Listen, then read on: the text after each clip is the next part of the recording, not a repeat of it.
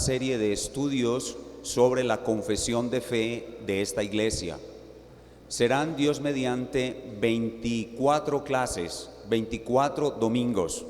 Y en esos 24 domingos vamos a exponer las doctrinas fundamentales de la fe cristiana. Esta clase es para toda la iglesia. A la iglesia le conviene periódicamente repasar su confesión de fe o su base doctrinaria. Pero esta clase tiene un significado especial para aquellos hermanos que están recientemente llegando a la iglesia y aspiran a ser miembros de la iglesia. Asistiendo a estas clases, nuestros hermanos podrán hacerse miembros de la iglesia después de 24 domingos. Aquellos hermanos que están aspirando a la membresía de la iglesia tendrán un control especial durante estas clases.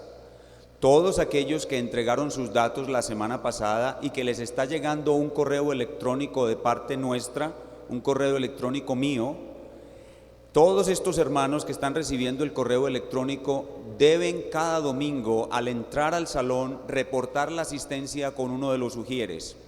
En el día de hoy, el ujier encargado de controlar la asistencia es el hermano Alejandro Castiblanco. Haga el favor, hermano, pase aquí al frente para que los hermanos lo vean. Este ujier va a tomar la asistencia de aquellas personas que aspiran a ser miembros. Ahí lo ven, Alejandro Castiblanco, este que está aquí abajo, cerca a la plataforma. Todos los que aspiran a ser miembros de la iglesia, al entrar al salón o en el intermedio, deben reportarse con Alejo, y Alejo va a controlar la asistencia de ustedes durante los 24 domingos. Para ser miembro de la iglesia hay que cumplir con un requisito de asistencia. Muchas gracias, Alejo. Puedes regresar a tu sitio. Muy bien, habiendo aclarado estas cosas y esperando tener una buena comunicación con los hermanos que aspiran a ser miembros por correo electrónico o personalmente, vamos a comenzar a mirar lo que es la confesión de fe de nuestra iglesia. Vamos a abrir nuestras Biblias en 1 Timoteo capítulo 3, versículo 15. 1 Timoteo capítulo 3, versículo 15.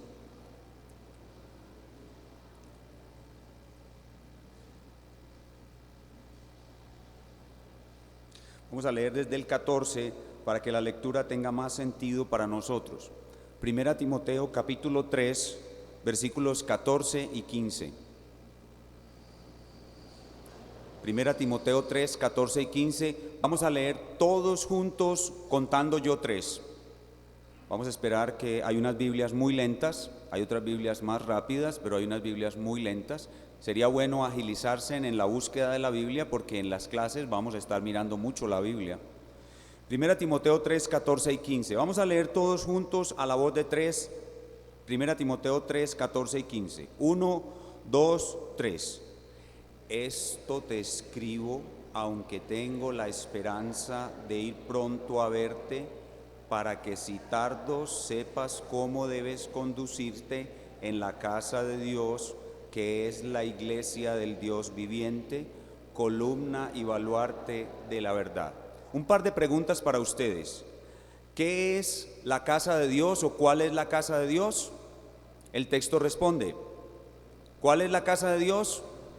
La iglesia del Dios viviente. ¿Y qué es la iglesia del Dios viviente con respecto a la verdad? Columna y baluarte de la verdad. En otras palabras, la iglesia de Cristo existe por causa de la verdad. La iglesia de Cristo existe para conocer la verdad, para proteger la verdad, para difundir la verdad.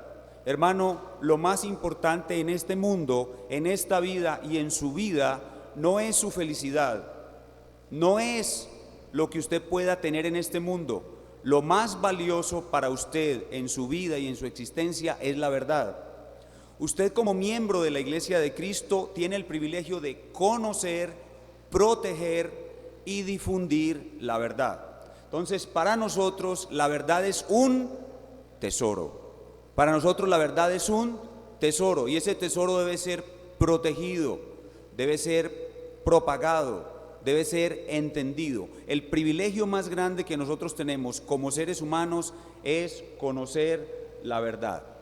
La Escritura muestra ese tesoro de la verdad en varias expresiones particulares.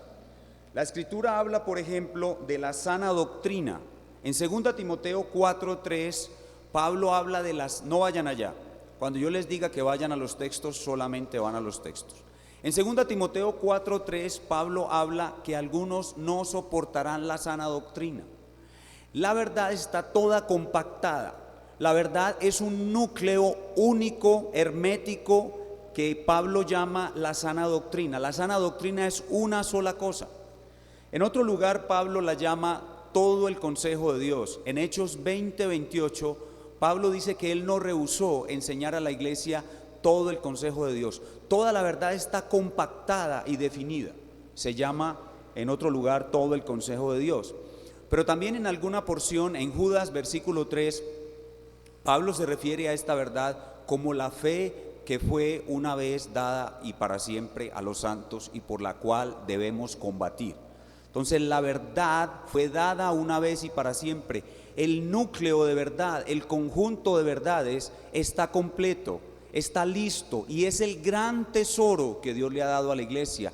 Es el buen depósito. Pablo llama a esta verdad en otro lugar el buen depósito e invita a Timoteo a que escoja hombres fieles que sean capaces de conocer ese buen depósito y pasarlo a otros, y que esos otros sean a su vez capaces de enseñarlo a otros, y ese buen depósito, ese tesoro de la verdad, esa fe una vez dada a los santos, ese consejo de Dios completo y esa sana doctrina es nuestro principal tesoro. La iglesia existe por la verdad, para la verdad, en función de la verdad. La iglesia es columna y baluarte de la verdad. Entonces, como tesoro, nosotros debemos protegerlo. Como tesoro, debemos atesorarlo. ¿Cómo lo protegemos? ¿Cómo lo atesoramos? Para protegerlo y atesorarlo, la iglesia ha compuesto confesiones de fe. Confesiones de fe. Las confesiones de fe son la forma como la iglesia ha atesorado, protegido y propagado la pureza de la verdad. Las confesiones de fe son un instrumento para que la verdad sea preservada. Por medio de las confesiones de fe, la iglesia en su historia ha cumplido su función de ser columna y baluarte de la verdad. Ahora, ¿qué es una confesión de fe? ¿Qué es una confesión de fe? Aquí tenemos en la pantalla una descripción muy sencilla de qué es una confesión de fe. Vamos a leerla todos juntos. Ahí la pueden ver en la pantalla. Vamos a leerla todos juntos. Vamos a leer esta sección todos juntos cuando cuente 3. 1, 2, 3. Es una declaración completa, precisa y ordenada de las principales enseñanzas de la palabra de Dios. Es una declaración completa porque debe incluir todas las doctrinas de la palabra de Dios. Precisa porque debe buscar que las palabras sean muy exactas a fin de que la verdad sea preservada. Y ordenada porque hay una forma como nuestra mente entiende mejor. Cuando a uno le presentan las cosas en orden, uno las entiende mejor. Entonces la confesión de fe busca ordenar en un orden lógico todas esas verdades a fin de presentarla a nuestra mente y que nuestra mente la puede entender y asimilar mejor.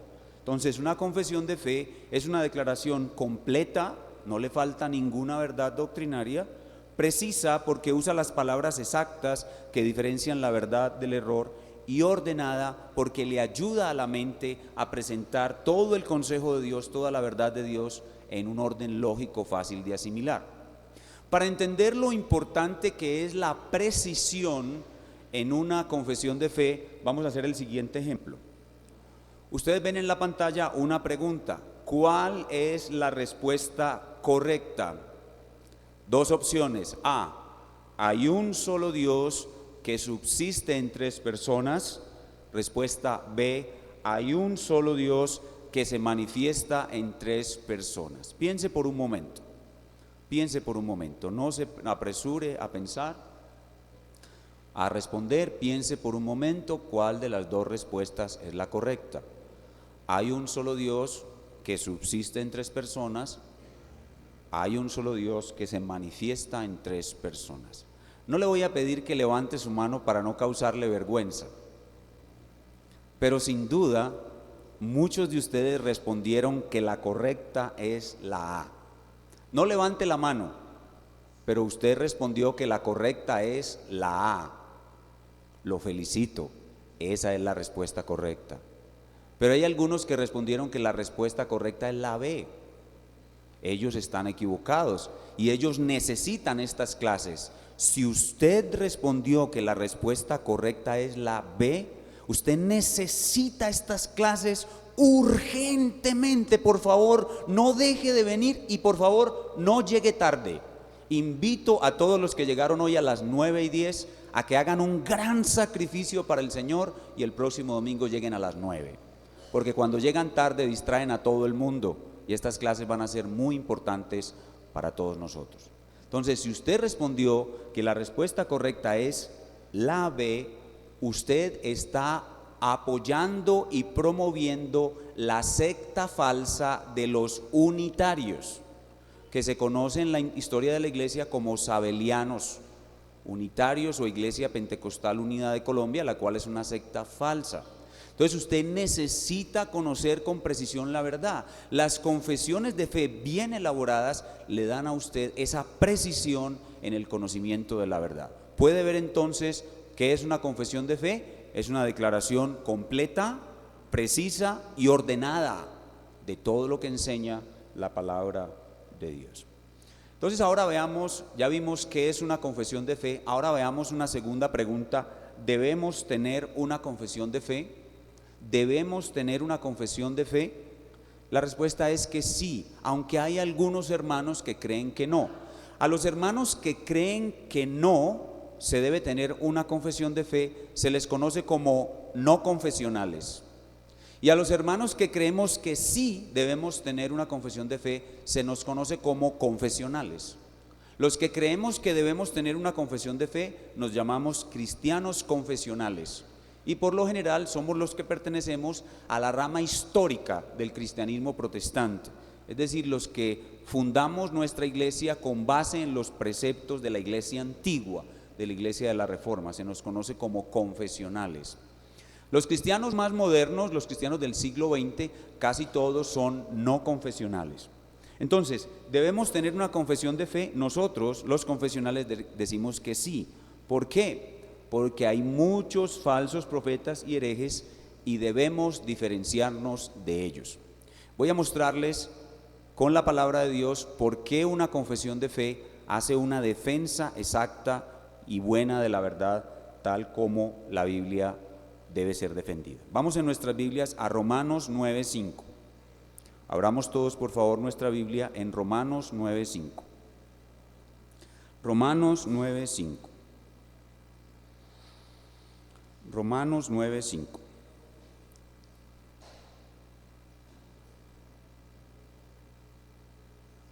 El apóstol Pablo está mostrando aquí que él ama mucho a la nación de Israel y está haciendo una descripción de los privilegios que tuvo la nación de Israel. Vamos a leer todos juntos algunos de esos privilegios en el verso 5, a la cuenta de 3. 1, 2 y 3. De quienes son los patriarcas y de los cuales, según la carne, vino Cristo, el cual es Dios sobre todas las cosas, bendito por los siglos. Amén. Pregunta: ¿cuál es la verdad fundamental que está clara en la superficie de este pasaje, que con una sola leída nos damos cuenta de esa verdad? ¿Cuál es esa verdad fundamental que está clara, que brota en la superficie del pasaje con una sola leída? ¿Cuál es la verdad fundamental? Que Cristo es Dios. Sí, dice en la segunda parte, vino Cristo, el cual es Dios. Hay una verdad fundamental, ahí dice, Cristo es Dios. Ahora vayamos en nuestras Biblias a Mateo 27. Mateo 27, versículo 46. Mateo 27, versículo 46. Vamos a leer otra vez todos juntos, contando 3. Mateo 27, 46. Mateo 27, 46. ¿Listos? 1, 2, 3. Cerca de la hora novena, Jesús clamó a gran voz diciendo: Elí, Elí, lama sabactani. Esto es: Dios mío, ¿por qué me has desamparado? A pesar de que Romanos capítulo 9, versículo 5 dice claramente que Jesús es Dios, los falsos testigos de Jehová o la secta de los testigos de Jehová, al leer este pasaje, dice que Jesús no es Dios. ¿Por qué? Porque él está hablando de Dios como su Dios. Si él fuera Dios, no llamaría a otro Dios. Y por esta razón, ellos creen que Jesús no es Dios. Ahora veamos Juan capítulo 20. Juan capítulo 20, versículo 28. Juan 20, 28.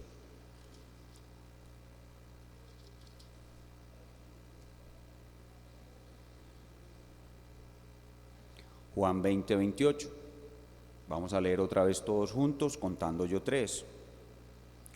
1, 2, 3. Entonces Tomás respondió y le dijo: Señor mío y Dios mío. ¿Cuál es la verdad fundamental que flota en la superficie de este pasaje? Que Jesús es Dios. Por lo menos para el apóstol Tomás, Jesús es Dios. Ahora veamos Colosenses 1:15. Colosenses 1:15. Colosenses 1:15.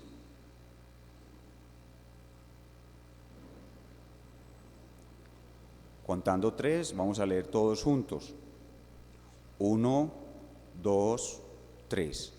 Él es la imagen del Dios invisible, el primogénito de toda creación. A pesar de que Juan 20, 28 dice claramente que Jesús es Dios, cuando los testigos de Jehová, o falsos testigos de Jehová mejor, leen Colosenses 1:15, ellos dicen: Jesús no puede ser Dios, porque Él es el primogénito, y el primogénito es la primera criatura, o sea que Dios, Jehová, engendró, o sea, le dio la existencia a Jesús. Por lo tanto, Jesús no es Dios. Entonces ustedes pueden ver que algunas personas, no teniendo capacidad para interpretar correctamente la Biblia, esto es, usando toda la escritura, poniendo énfasis en los pasajes claros, y por medio de los pasajes claros, iluminando los oscuros, llegamos a una conclusión doctrinaria, que es la verdad. Cuando yo analizo Romanos 9:5, Juan 20:28, Hebreos 1:8, Primera de Juan 5:20, Juan 1:1 y otros, debo llegar a la conclusión de que Jesús es Dios, a pesar de que Mateo 27:46 y Colosenses 1:15 requieran una explicación especial de por qué esos dos pasajes no están negando que Jesús es Dios. Cuando yo termino de hacer ese proceso, cuando yo hago esa exégesis, la palabra exégesis significa guiar hacia afuera, es decir, sacar afuera el verdadero significado de la Biblia, mi conclusión doctrinaria, ¿qué es lo que debo hacer con ella? La debo poner por escrito para que todo el mundo sepa que Jesús es Dios, a pesar de que algunos se confundan con Mateo 27:46 y Colosenses 1:15. Por eso es absolutamente necesario que pongamos por escrito que Jesús es Dios, diciendo con la Biblia que Jesús es Dios. Si no lo hacemos, ¿qué es lo que vamos a tener? Vamos a tener una gravitación de pensamientos de un lado para otro y la gente van a estar confundidas. Pero es que unos versículos dicen que sí es Dios y otros parecen enseñar que no lo es. Entonces, ¿es o no es? La iglesia tiene que decir: ¡es Dios! ¿Ven? ¿Y cómo lo hace? Por medio de una confesión de fe. ¿Pueden ver por qué necesitamos tener una confesión de fe? Ok. Muy bien, ahora veamos en tercer lugar, en primer lugar vimos qué es una confesión de fe. En segundo lugar, por qué debemos tener una confesión de fe. Y en tercer lugar, veamos qué beneficios nos trae una confesión de fe. Y ahí en la pantalla vemos tan solo algunos. Como ya hemos ido discurriendo acerca de esto, vemos que el primer beneficio de tener una buena confesión de fe es la defensa de la verdad. Se nos encomendó la verdad, defendemos la verdad con una confesión de fe. El otro beneficio es que la iglesia va a tener unidad. La unidad de la iglesia parte del hecho de que aquí todos creemos lo mismo, por lo menos en lo fundamental. Es imposible que estemos de acuerdo hasta en el más mínimo detalle. No vamos a estar de acuerdo en el más mínimo detalle. Por ejemplo, ahora, cuando estábamos comenzando el culto, unos hermanos estaban de acuerdo en que cerráramos la puerta a 3/4 y otros pensábamos que la puerta debería estar cerrada solo hasta la mitad. Nunca nos vamos a poner de acuerdo en todos los detalles, pero por lo menos en lo esencial debemos todos creer lo mismo, y eso es lo que produce unidad en la iglesia. Sin una confesión de fe, la iglesia no tiene unidad, y por tanto tampoco se puede establecer quién puede ser miembro de la iglesia. Puede ser miembro de la iglesia solamente aquel que cree lo mismo que cree esta iglesia, por lo menos en lo fundamental. Entonces la confesión de fe le da unidad a la iglesia. La confesión de fe establece la membresía de la iglesia. La confesión de fe nos permite evaluar a los ministros de la palabra. Si nosotros vamos a elegir un nuevo pastor, si vamos a tener aquí un nuevo pastor, lo primero que tenemos que hacer es examinarlo en su confesión de fe. Él debe creer lo mismo que nosotros y debe estar dispuesto a enseñar todo lo que nosotros enseñamos desde el púlpito y por las casas. Por tanto, los pastores ya establecidos, tenemos que tomar a ese hermano que es candidato para ser pastor y hacerle un examen riguroso sobre su fe. ¿Qué crees sobre esto? ¿Qué crees sobre esto otro? Todo basado en la estructura básica de nuestra fe. Lo mismo si vamos a invitar a un pastor a predicar. Hoy vamos a tener aquí el privilegio de escuchar a nuestro hermano, el pastor Alonso Valencia.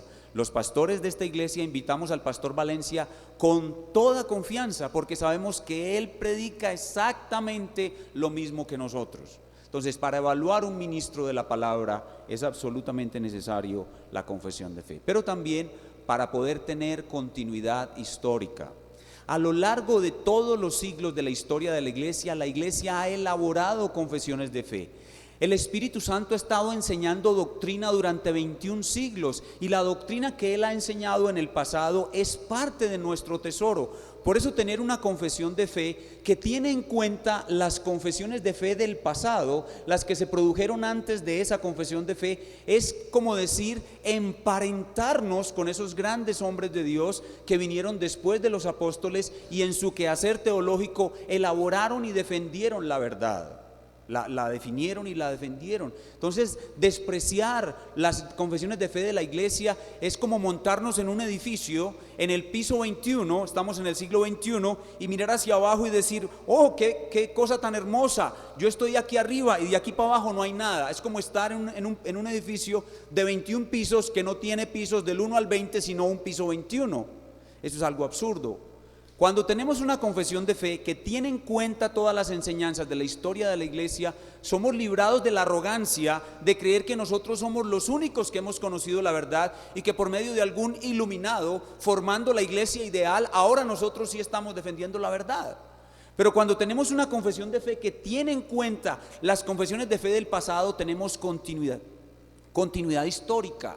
Estamos incluidos en una familia, que es la familia apostólica. Y eso nos hace sentir una identidad. Nosotros somos el pueblo de Dios, no una secta de iluminados, no una cosa que apareció reciente, no. Las verdades históricas de la fe cristiana han sido enseñadas por siglos y nosotros debemos adherirnos a ellas. Quizás el Espíritu Santo nos ayuda a entender mejor alguna doctrina, pero nosotros no vamos a descubrir nada nuevo. La verdad ha estado por siempre a lo largo de la iglesia. Entonces, ¿qué beneficio nos trae tener una confesión de fe? Defensa de la verdad, unidad de la iglesia y membresía, evaluación de los ministros de la palabra y continuidad histórica. Entonces ya vimos qué es una confesión de fe, por qué debemos tener una confesión de fe y qué beneficios nos trae una confesión de fe. Ahora veamos qué peligros tiene no tener una confesión de fe.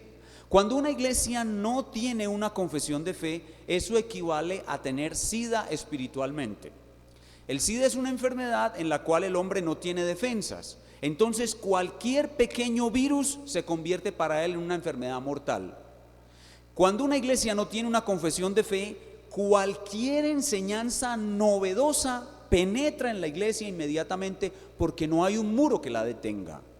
Entonces sucede mucho, por ejemplo, en las iglesias que no tienen una confesión de fe y que son guiadas por supuestos apóstoles, que el apóstol tuvo una visión, tuvo un sueño, tuvo una idea, y aparecen toda clase de locuras y de ideas estúpidas, y la gente las abraza como si fueran la verdad de Dios. Y es que ahora hay que tener el DNA de Jesucristo. Entonces hay algunos que dicen que tienen el DNA de Jesucristo. El otro dice que los demonios, para poder destruir los demonios, hay es que explotarlos. Entonces andan por ahí explotando demonios. Después viene el mover de la risa santa, y el culto es una sola carcajada. Y a la iglesia que no tiene una confesión de fe entra cualquier cosa. ¿Por qué? Porque no hay una barrera. La confesión de fe es una barrera. La confesión de fe mantiene pura la verdad doctrinaria dentro de la iglesia. ¿Qué peligro tiene entonces no tener una confesión de fe? Es la desviación doctrinaria, ser arrastrados por novedades, las cuales casi siempre son falsas. Muy bien, y ahora veamos cuál es nuestra confesión de fe. ¿Cuál es nuestra confesión de fe? Después de haber visto qué es una confesión de fe, por qué debemos tener una confesión de fe, qué beneficio nos trae tenerla y qué peligros no tenerla, veamos cuál es nuestra confesión de fe. Nuestra confesión de fe es la Confesión de Fe Bautista de Londres de 1689.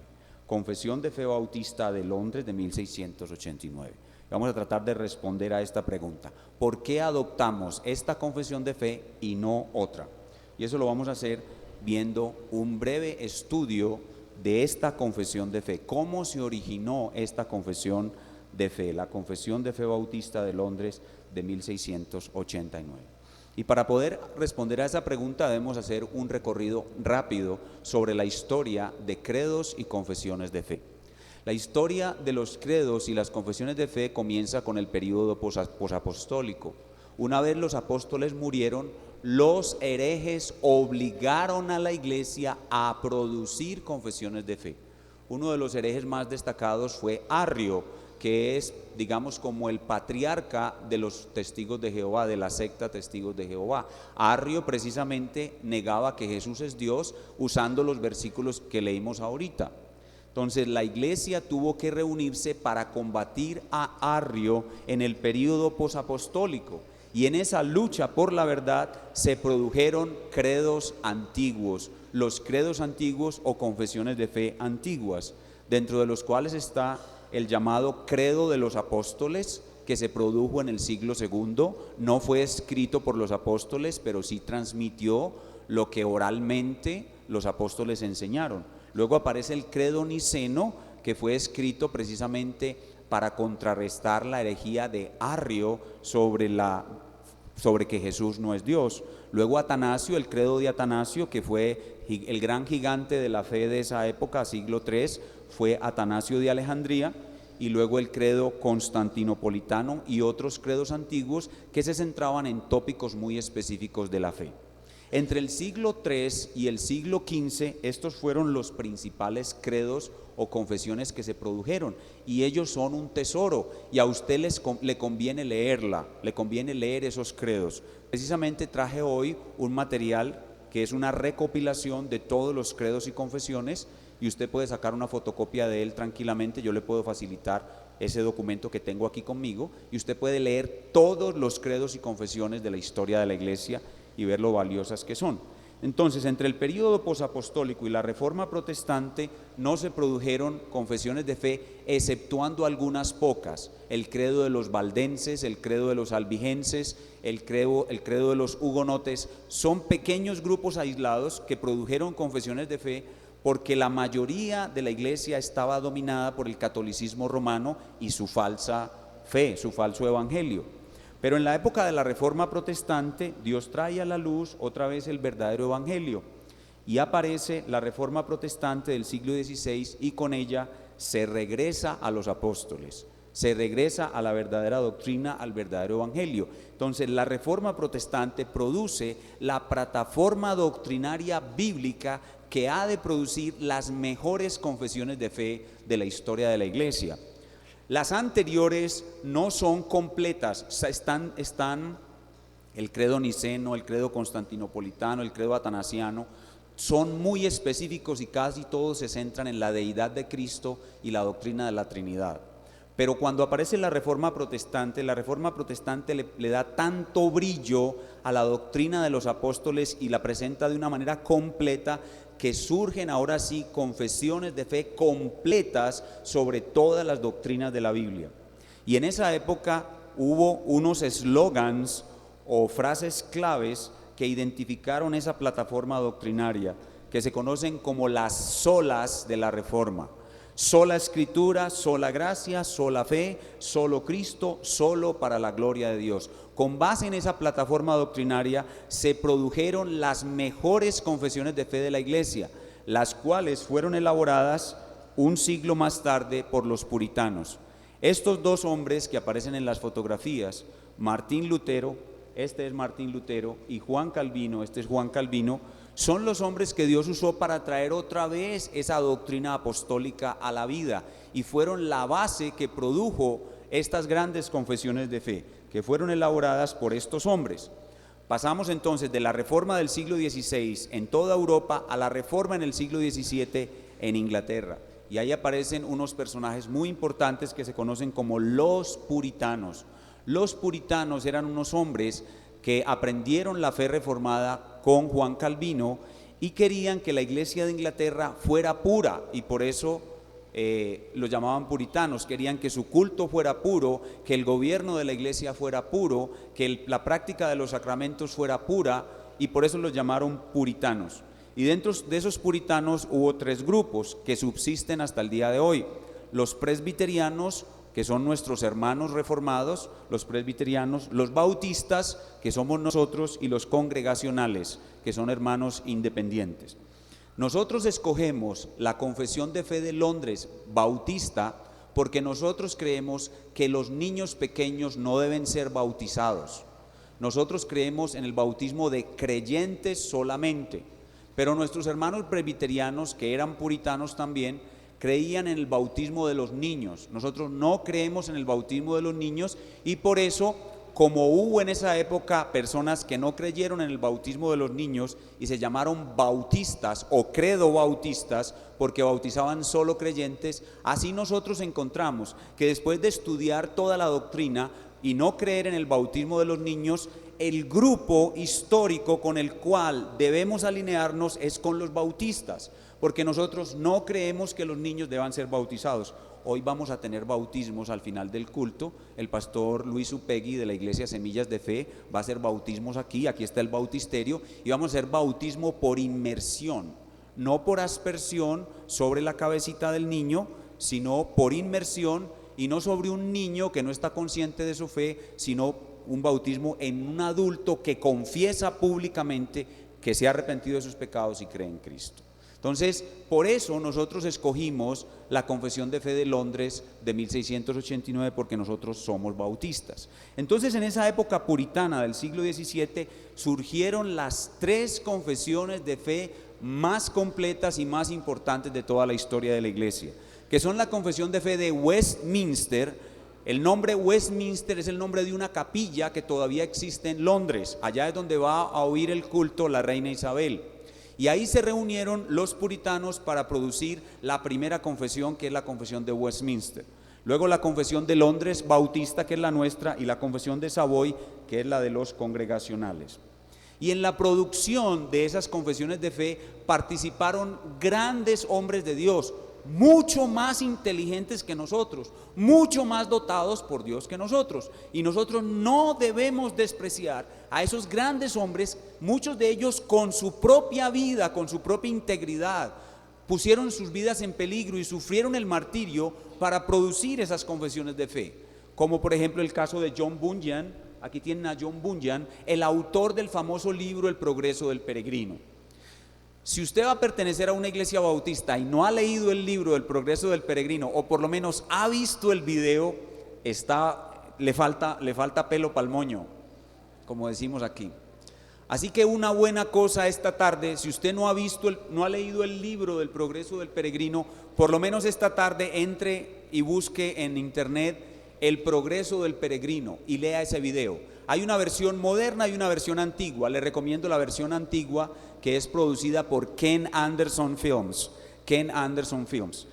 John Bunyan, un mártir de la fe reformada, John Owen, el príncipe de los puritanos, uno de los grandes genios de la fe cristiana, y Jonathan Edwards, el gran predicador americano, el gran teólogo, el norteamericano más sabio en la palabra de Dios que ha existido. Entonces, ¿cómo vamos a despreciar lo que estos hombres hicieron? Estos hombres produjeron entonces estas dos grandes confesiones de fe.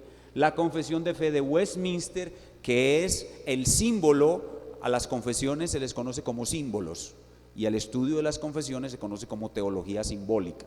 El símbolo de los presbiterianos es la confesión de Westminster, pero aquí está consignado que los niños deben ser bautizados.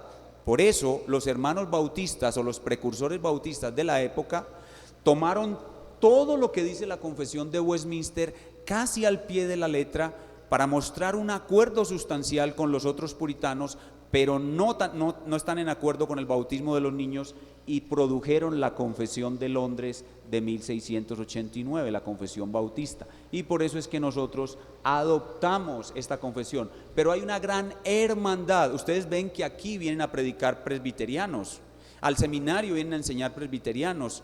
Este lugar se compró con dinero de muchos presbiterianos. El hermano Brian Skinner es presbiteriano. El hermano Larry Moore es presbiteriano, el pastor Don Galardi es presbiteriano, y son hermanos muy amados, porque estas dos confesiones son casi gemelas. La única diferencia está en el bautismo de los niños y nuestra postura sobre el gobierno de la iglesia y la Santa Cena. Grandes hombres de Dios han sostenido esta confesión de fe. Esta confesión de fe no es una novedad. Sin embargo, usted que está asistiendo a esta iglesia, está conociendo mejor la verdad, pero usted tiene amigos cristianos en otra ciudad y usted le pregunta a su amigo, le pregunta: ¿a cuál iglesia estás asistiendo? Y tú le dices: a una bautista reformada, y él le dice inmediatamente: ¿y esa qué secta es? ¿Por qué? Porque nuestros hermanos cristianos del siglo XX son analfabetas históricos.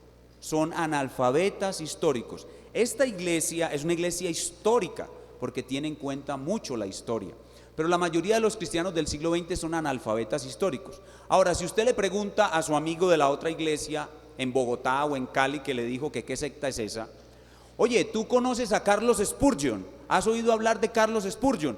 Y él le dice: claro, Carlos Spurgeon, el llamado príncipe de los predicadores. Entonces usted le dice: yo soy de la iglesia de él.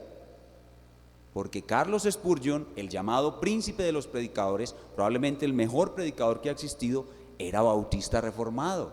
O sea, él seguía la confesión de fe de Londres de 1689. Es más, cuentan que cuando se construyó el templo de su iglesia, el lugar de congregación que se llama Tabernáculo Metropolitano, y estaban poniendo los cimientos, cogió un ejemplar de la confesión y lo tiró a donde estaba el cemento, para que sirviera como símbolo de que sobre esta confesión se iba a mantener siempre su iglesia, y así sucede hasta el día de hoy. Ahí predica un gran doctor, que es el doctor Peter Masters, y esta iglesia conserva aún la fe de este gran hombre que fue Carlos Spurgeon. Entonces, cuando usted diga que usted asiste a una iglesia bautista reformada y le digan: ¿qué secta es esa?, usted diga: la secta de Spurgeon, porque Spurgeon era bautista reformado. Muy bien, entonces la Iglesia Bautista Reformada La Gracia de Dios en Medellín, Colombia, que existe desde 1999 hasta el día de hoy, es una iglesia confesional. Y es una iglesia que sigue la confesión de fe de Londres de 1689. Y lo que vamos a hacer en los próximos 24 domingos es estudiar no toda la confesión, sino sus doctrinas fundamentales. Los hermanos que están aspirando a la membresía sí van a estudiar toda la confesión. Yo les voy a dirigir por internet en una serie de tareas y estudios. Ellos van a estudiar toda la confesión, pero nosotros aquí en el púlpito en estas clases vamos a estudiar solo un resumen de esta confesión, que hemos titulado Doctrinas Fundamentales. Y esas doctrinas fundamentales serán las siguientes: inspiración. Voy a estar leyendo lo que está en rojo y subrayado. Estas son las doctrinas fundamentales que vamos a estudiar. inspiración plenaria y verbal de la Escritura, la grandeza y soberanía de Dios, la Trinidad de Dios, el decreto de Dios, la predestinación, la soberanía de Dios y la responsabilidad humana, la doble naturaleza unipersonal de Cristo, la justificación por la fe sola, las doctrinas de la gracia, el arrepentimiento para vida, la vigencia de la ley moral de Dios, la importancia de la iglesia local, el gobierno de la iglesia local, la disciplina eclesiástica, el día de adoración, el principio regulativo de la adoración, la predicación expositiva, el estado del hombre después de la muerte y finalmente, cuando terminemos estas doctrinas, vamos a ver los eventos finales y lo que podríamos llamar los deberes fundamentales del cristiano, que son los medios de gracia, mortificación del pecado, una mente preparada para la aflicción, las buenas obras, el evangelismo y cómo honrar a Dios con nuestros bienes. Entonces ahora, para terminar, vamos todos a repetir conmigo uno a uno todas las doctrinas que vamos a estudiar. Mientras yo voy pasando la diapositiva y ustedes leen lo que está en rojo y subrayado. Vamos a ir metiendo estas doctrinas en nuestra cabeza y nos vamos a ir familiarizando con ellas. Entonces, a la voz de tres, comenzamos leyendo esta primera doctrina que vamos a estudiar, y cuando pase la siguiente diapositiva, leemos en voz alta la que sigue. 1, 2, 3. Inspiración plenaria y verbal de la Escritura, la grandeza y soberanía de Dios, la Trinidad de Dios, el decreto de Dios, la predestinación, la soberanía de Dios y la responsabilidad humana, la doble naturaleza unipersonal de Cristo, la justificación por la fe sola, doctrinas de la gracia, el arrepentimiento para vida, la vigencia de la ley moral de Dios, la importancia de la iglesia local, el gobierno de la iglesia local, la disciplina eclesiástica, el día de adoración, el principio regulativo de la adoración, la predicación expositiva, el estado del hombre después de la muerte y los eventos finales. Muy bien, son las 9:45 en punto. He cumplido exactamente con lo que se me encomendó. Vamos a orar al Señor para que este estudio sea de gran bendición, y en estos 15 minutos vamos a atender en lo que sea posible vuestras preguntas. Vamos a inclinar nuestro rostro y a orar al Señor. Padre nuestro, damos muchísimas gracias por este espacio que llamamos clase de escuela dominical, donde podemos aprender a manera de clase o estudio interactivo más acerca de tu palabra. Te damos muchísimas